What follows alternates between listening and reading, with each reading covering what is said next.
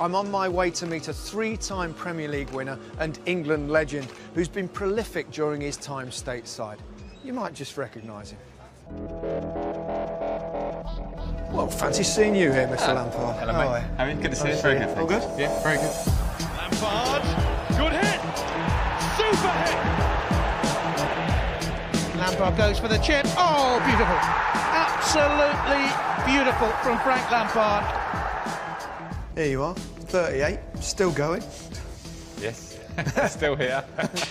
I feel it every morning, actually. Yeah. Is it beginning to take its toll, you think? I think it's a this sounds really negative, like a downward curve after the 30s. Yeah, I'm sure you know. No, I think, I think I've found myself having to adapt from probably 30, 31 onwards. Yeah. And yeah, it gets a bit tougher, but I think it's probably the love for the game, I think, is the important thing. And so all the tough bits, the extra maintenance of your body and gym work and rest and recovery and stuff is worth it, I think, if your mind still wants it, and I do. Playing in the MLS, is that a little bit probably more manageable, isn't it, than the Premier League, I imagine? I mean, I think the reality is, and it's the question I get asked here, what's the difference between the MLS and the Premier League? And it's an obvious difference. The Premier League, for me, is the best league in the world.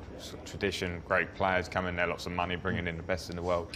The MLS is a growing league, and it's certainly improving. But yeah, of course, it's different. And I think we've got, in the team I'm playing in, we've got some young kids running around, which is great. It's sort of helping me and Pirlo save the legs a little bit. And that's tough, because if you come here and you think it's a holiday, then it's not going to work that way. Has it been playing for Patrick Vieira, obviously a player that we all know really well, and he was at Manchester City for a while, and coaching the academy team, and he's come here. Tough job, tough start he had as well. He did have a tough start, and the biggest credit I can give to Patrick is he came in with a real certain idea and a principle. He wanted to play from the back, very new to us as a team. And pre-season and early results weren't great, and he could easily have thrown the towel in and gone, you know what, I'm just going to try and keep it basic. He didn't. He kept doing what he wanted to do. And, you know, you've really seen the team grow, players grow, they're learning from him. Everybody respects Patrick anyway because of what he did in the game, but I think as a manager he's proven himself in his own right here. And we're sitting now towards the end of the season in the playoffs, and with a fair chance of doing well. If we play to our best, we could go all the way. I've been to one or two MLS games, and the atmosphere's kind of somewhat different, isn't it, than the English Premier League? I think it's a different culture. Again, to go back to the Premier League, it's what we love about it is the sort of rivalry between teams. You know, we play at Chelsea, you go and play at Tottenham, we bring 3,000 fans that hate each other for that. It's more tribal, isn't it? Very tribal. Here is the whole culture is the fans come to be entertained. There isn't that rivalry of hatred of the other team so much and all that stuff. And I quite like it. You know, you can take a corner and you don't get called all sorts of names and stuff like that. So you know, you appreciate when you go and play in those conditions. And I suppose in many ways that the game is growing. Do you think that the fan base is growing for football or soccer or whatever you want to... No, I can't call it soccer. Can you not do it yet? No, I actually do when I'm speaking here, but once you do it, I can't see you. Get killed, wouldn't you? Yeah, no, I think, it's certainly growing. Certainly growing. And the whole thing of walking around, not getting recognised, is getting less and less. The game's global. I think we live in a small world these days, social media, and it's really caught on here, you know. I'm loving it. I'm great life. I'm living in the city. Kids are coming over a lot. Me and Christine are really happy. It's been a great experience. If it ended tomorrow, it's been an amazing experience in terms of a little patch, hopefully, where I've helped us towards getting to the playoffs. But just as a life experience, I know you did it at the end of your career. Yeah, I got injured a lot as well. Did you? There you go. It's very frustrating. Yeah, but you know what? It doesn't. I found it. It's probably more for you, I'm guessing, because you went to a really foreign place. Yeah. Here it's almost like you're at home with the language, etc. But it definitely broadens your eyes, and I definitely feel a bit more wiser for coming and actually living in a different country and working. Do you wish, perhaps, now you've experienced living in a different country, perhaps you would have enjoyed a spell somewhere in Spain or Italy when you were younger? Yes and no. The yes is because I would love to have challenged myself. I'd love to have tried to learn a language. I had a bit of interest from really top clubs in Europe, so I think I could have done it in a good way and tested myself. But then I flip it and go, well, what would that have meant? Leaving Chelsea, not being able to be part of an era and a team that eventually won the Champions League and the Europa Cup and titles? No. So the answer is no, basically, because the grass isn't always greener. I had a great career in England, and those memories are my career. They're always with me now. How's the Premier League perceived here now? Because, you know, we know it's on NBC. There's a lot of games on, and a lot of people watching it. The viewing figures are growing. Is it popular here? It's massive. Is it? Massive. Yeah. I watch every game. I mean, you wake up on a Saturday with the time differences. There's a game on at 8, the early kick-off on Saturday. You get a 3 o'clock game. You can get the app where you can watch all the games. You get the 5:30 game at home, which is at lunchtime. So your Saturday mornings are done. You know, you're not leaving the house, a cup of tea, and you just watch them all, and everything comes in, and it's great coverage. All the lads love it. I mean, out here, it's massive, growing really, really fast. Yeah. And yourself, you keep a close eye, clearly, still on the Premier League. What are you thinking of this season? Fascinating. I'm loving it. I'm loving watching it. I'm waiting for the Conte era to really kick in, and I think he will. I was excited as a Chelsea man when he came in. I think they needed their discipline and needed that sort of different angle from last year. Yeah, where do you think it went wrong at Chelsea? I think people relaxed. I think people relaxed. I think they won the league and it can happen, and they relaxed. And I think you sort of saw that. And the minute you relax in football, you can't turn it back. You know, you turn the switch off, it doesn't turn straight on again. And I think that's why I quite like Conte, because he is known as a disciplinarian. He's working hard in training. I speak to players there, and John and a few of the other lads there.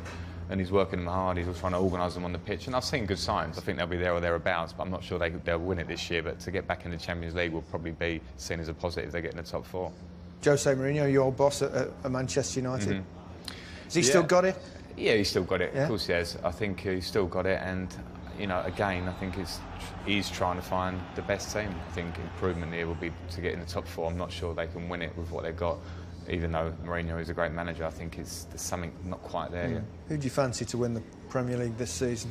I fancy Man City. You do? Yeah, I do. I fancy City. I think they bought well. I love Stones. They've got the best goal scorer in the league, in Aguero. He's a genius of a goal scorer. I loved being there for a year, being around him in training. It's a goal machine. Stand around a little bit in training and then just score goals for fun.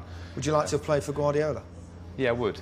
I look at his passion, I look at how he's got his teams to play, the way they're playing from the back, and I would. And I'd love to even go and watch him take training. I think you can just see how he works on the training ground. We're very forward thinking. I would love to have been part of that. You've had a fabulous career and a long career. Highlights looking back? Champions League. Winning the Champions League is by far the greatest night of my life. Describe what that feels like to achieve the ultimate club trophy. You know what? I just got shudders then, you mentioning it. And that sounds corny, but I actually did it. The thing that really resonates is not the game. I don't remember the game very well. I didn't enjoy the game. I just wanted to get a result. You know, like those games, you don't always enjoy them. But to say the flip, I enjoyed the hour or so on the pitch afterwards. All our fans down one end. I jumped in almost into the cuddle, could smell alcohol everywhere. All the boys had a good day out there. But it was brilliant. I look back on my career and I think we should have won more leagues at Chelsea. We won 3. I think we should have won 5. And we didn't. But we did win that Champions League, and that really sticks out in my career. Lampard, Frank Lampard here for Chelsea. Lampard! That could be the championship! How would you like it to be remembered? Well, it's not easy to put in a short answer. I suppose hard working. I pride myself on hard work. And I like to think that I've been a good teammate and a hard worker. And I suppose if I look back on my club career, I'd like to be a player that made a difference. Didier Drogba can definitely say that, because he scored in all the cup finals. So can you, don't worry about it. But do you know what I mean? That's what I like. But I know people sometimes say, I was in that. Sometimes I would jump on the back and stuff. I like to think I actually made a difference for Chelsea. And I hope people can remember that. I think Chelsea fans do. I feel that. For England, obviously, we didn't quite do that. So I'll go back to hard working for England and very proud. Frank Lampard on his 609th Premier League appearance leaves the field for one final time. However long whether you do another year, whether you don't, what does Frank Lampard want to do post-football? I certainly want to get my coaching badges, and then the FA have reached out. They say that sentence a lot. They've reached out to me to help. It's very American, isn't it? I'm catching on. No, they've reached out to help me. Not say help me, but to sit down and really plan how they can help. Because I said it recently. Some people dig you out for it, but I do think the FA have to help players. To encourage them into coaching. Encourage them into it. The good thinkers, Encourage it. And you know what? Otherwise, the TV role's a great role. The media role is there. And, people, if you lose them to that too early, maybe you lose them completely. At least give players the option, At the moment, I have a lot of interest in coaching, and I'd like to test myself at that level. But I'm not making any declarations here. But if I get my badges, I'll possibly do that. I like the media stuff. I've had little bits like, you know, of doing media, and I enjoy that too, because I think it's highly skilled now. It's not the old-fashioned game of two halves talk. It's, you know, very deep thinking, and I like that too. So those would be the two possibilities, I think. Okay, Frank, thanks very much. Thank you. Have a nice day. And you. Good man. Thanks, Gary. Thank you. Appreciate it. I appreciate it. Appreciate it. Lampard goes for the chip. Oh, beautiful. Absolutely beautiful from Frank Lampard. Here you are, 38, still going. Yes, still here. I feel it every morning, actually. Yeah. Is it beginning to take its toll, you think? I think it's a I'm on my way to meet a three-time Premier League winner and England legend who's been prolific during his time stateside. You might just recognise him.